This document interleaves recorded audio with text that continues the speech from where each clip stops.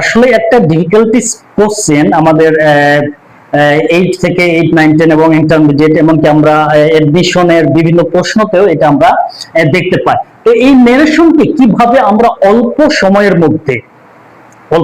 মধ্যে শিখতে পারবো, এবং এই অল্প সময়ের মধ্যে মোটামুটি 4 থেকে 5টা ক্লাসের মধ্যে কিভাবে আমরা শিখতে পারবো, আমরা এই টেকনিকটাকে আজকে থেকে আমরা শুরু করব। তো আজকে থেকে আমরা যেটা শুরু করব, কিছু বেসিক জিনিস আমাদের যেটা প্রয়োজন সেটা আমরা যেন অবশ্যই জানি। বেসিকটা যদি আমাদের জানা থাকে তাহলে নেরেশনটা কিন্তু অনেক সহজে আমরা কিন্তু শিখতে পারবো। তাহলে দেখি নেরেশনের যে বাংলা আমরা সেটাকে আমরা দেখবো এইভাবে, উক্তি।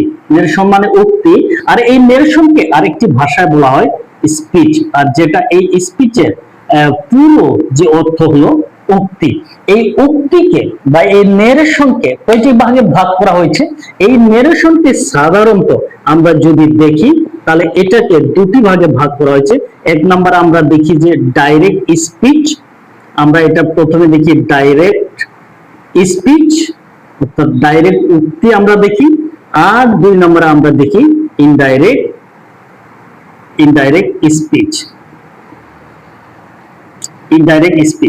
এটা হলো মূলত নেরেশনের বিষয়। তাহলে নেরেশন সাধারণত দুই ভাবে আমরা দেখতে পাচ্ছি, একটা হলো ডাইরেক্ট স্পিচ আর একটা হলো ইনডাইরেক্ট স্পিচ। আবার নেরেশনকে আমরা আরো দুটি ভাগে আমরা অনেক সময় আমরা পাই।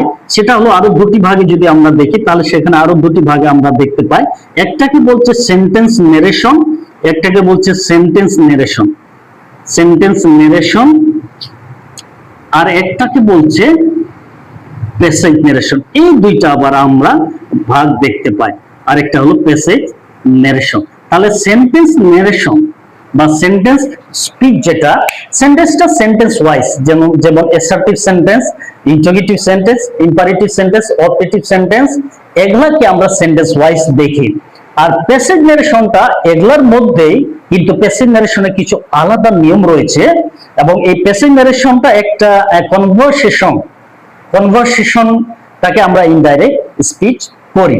তো এই হলো মূলত নেরেশন কিছু অংশ যেটা আমাদের জানা দরকার। তো এই ডাইরেক্ট স্পিচ, ইনডাইরেক্ট স্পিচ আর সেন্টেন্স নারেশন, প্যাসেজ নারেশন সবগুলো মিলে যখন আমরা শিখবো তাহলে নেরেশন আমাদের কাছে আর কোনো ডিফিকাল্টিস মনে হবে না। তবে এইটা মূলত আমাদের মাথার মধ্যে যেন থাকে, একটা হলো ডাইরেক্ট স্পিচ আর একটা হলো ইনডাইরেক্ট স্পিচ। আবার একটা মনে রাখি, এই ডাইরেক্ট স্পিচকে কি বলা হয়?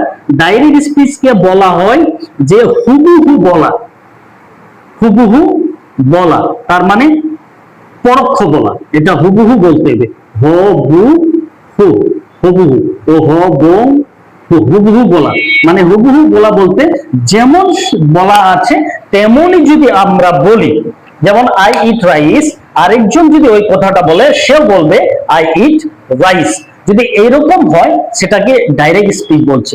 আর ইনডাইরেক্ট স্পিচ, যেমন একজন বলেছে আই ইট রাইস, আর ওই কথাটা যদি আরেকজন বলে তাহলে হি বলবে হি এট রাইস, তাহলে হি এখানে আসছে, সেটাকে ইনডাইরেক্ট স্পিচ বলে। পরে আমি আরো ডিটেল এখানে দেখিয়ে দেবো, সেটা আমরা পরে। তাহলে ইনডাইরেক্ট স্পিচ মানে হলো নিজের মতো করে বলা,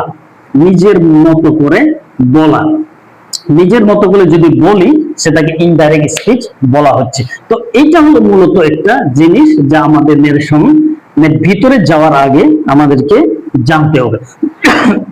এবার এই নেরেশনের মূলত কয়টি অংশ থাকে?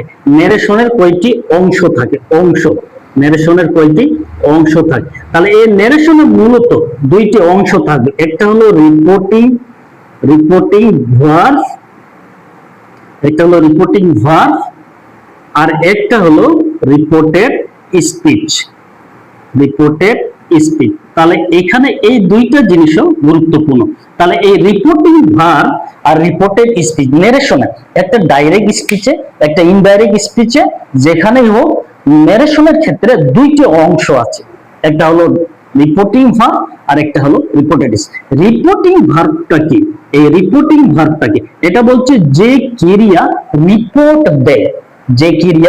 রিপোর্ট দেয়, সেটাকে রিপোর্টিং ভার্ব বলে, যে ক্রিয়া রিপোর্ট দেয়। আর রিপোর্টেড স্পিচটা কি? যে উক্তিটি রিপোর্ট করা হয়েছে, এটা রিপোর্টেড স্পিচ, তার মানে রিপোর্ট করা হয়ে গেছে, স্পিচ মানে উক্তি, তাহলে যে উক্তিটি রিপোর্ট করা হয়েছে সেটাকে রিপোর্টেড স্পিচ বলে। আর রিপোর্টিং ভার্ব মানে, রিপোর্টিং মানে রিপোর্ট করতেছে, আর ভার্ব মানে ক্রিয়া, তাহলে যে ক্রিয়ার দ্বারা রিপোর্ট করা হচ্ছে সেটাকে রিপোর্টিং ভার্ব বলে, আর যে উক্তিটি রিপোর্ট করা হয়েছে সেটাকে রিপোর্টেড স্পিচ বলে। এটা হলো নেরেশনের দুইটি অংশ।